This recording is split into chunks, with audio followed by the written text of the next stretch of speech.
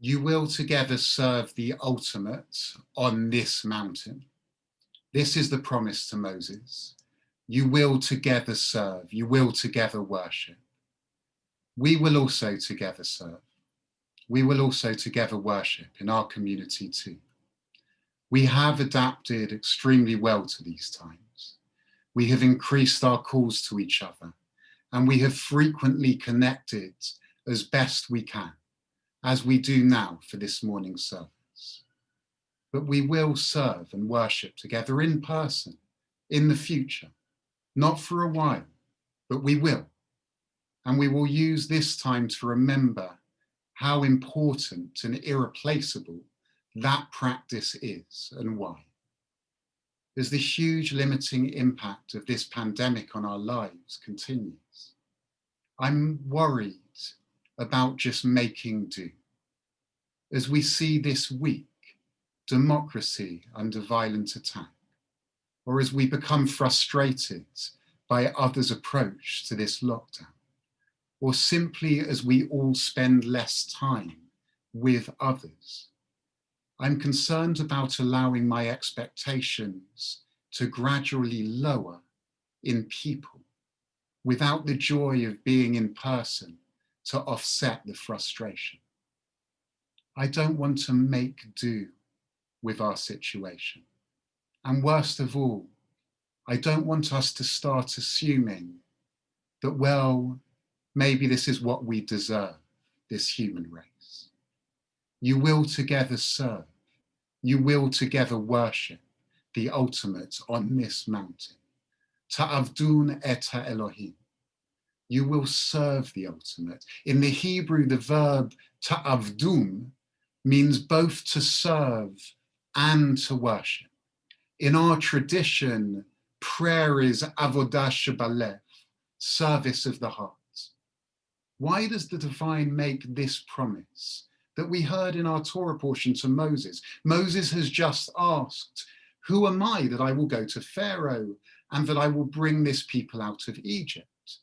And then that response, the ultimate said, I will be with you, and this will be for you a sign that I have sent you in your taking the people out of Egypt.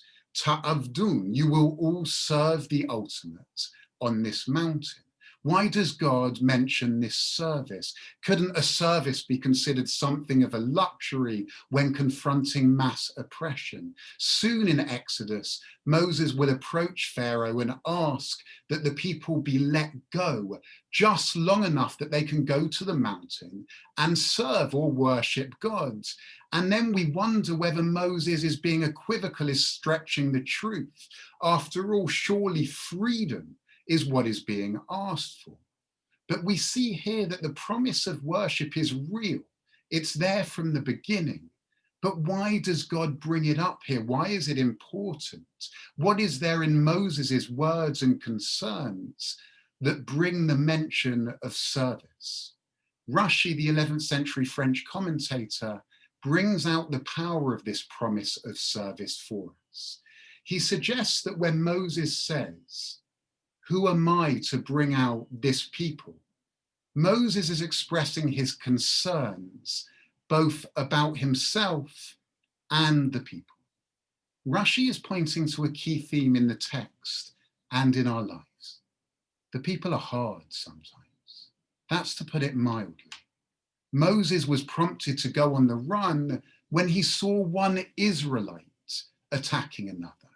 And his intervention was greeted with hostility and threats. Soon the Israelite people will again berate Moses for trying to make a difference. You've made our life harder, they complain.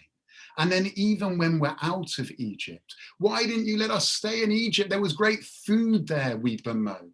It's easy to imagine the people getting used to their reality, however hard, and lowering their expectations. One can also imagine Moses sometimes despairing of the people, therefore, as well as doubting himself.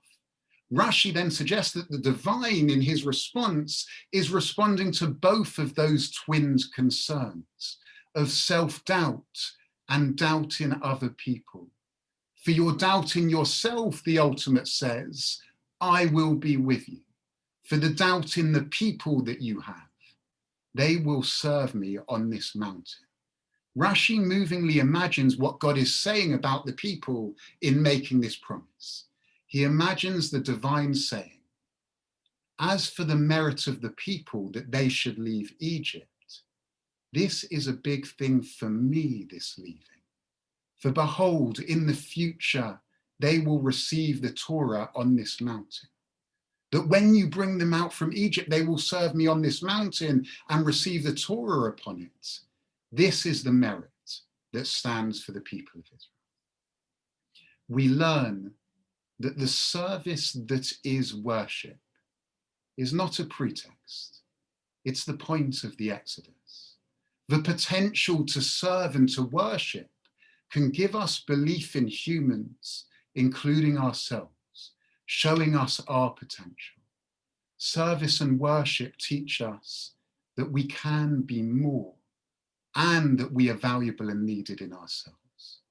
We might ask this question, why this strange promise of worshipful service? Because we, in our minds and societies, too often undervalue worshipful service, seeing it as a mere pretext, undervaluing anything that does not have instrumental immediate results, even if it connects us to ultimate purpose. We learn from Rashi to believe in people. Cultivate gentle belief in yourself and in others. Don't just believe in people abstractly.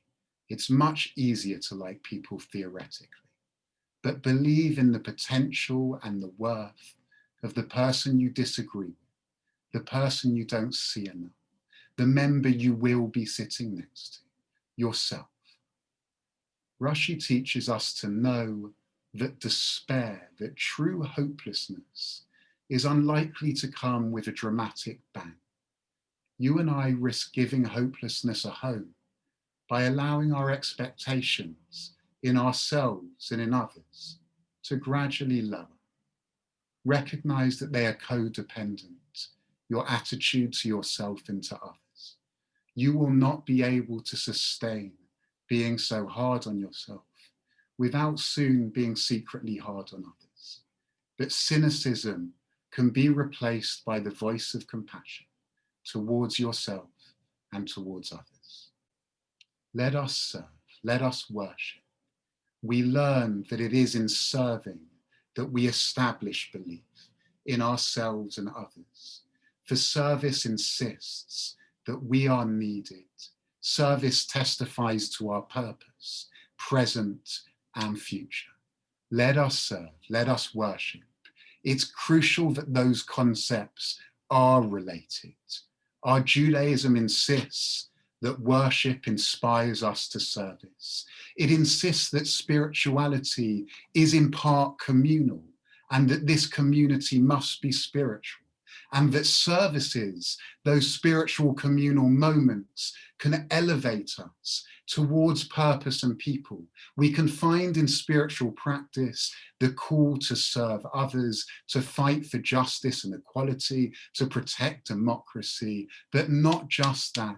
In our services, we can hear the call to serve better the person next to us and those we are closest to, with more love and patience, but not just that. We hear the call to care for ourselves and to grow, learn, and dream, to validate ourselves, but not just that. In the service that is spiritual practice, we cultivate service to that which is greater than ourselves, inarticulable and other, and in this service, we grow belief in ourselves and others. So can we each grow our personal spiritual practice, the meditation, the time out, the quiet liturgy that can recall our worth and our purpose?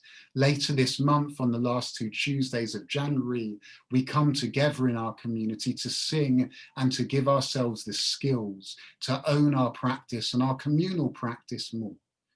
And we will come together and worship in person, not soon, because we prize life and health.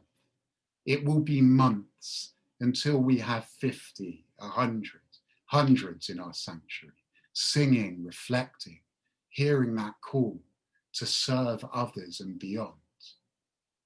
But we look forward to it. Yes, we have adapted well, very well, but don't settle. We won't settle. We will dream and we will serve for a better future. We will worship and we will know better now that this worship, this service, underpins belief in others and in ourselves. Shabbat Shalom.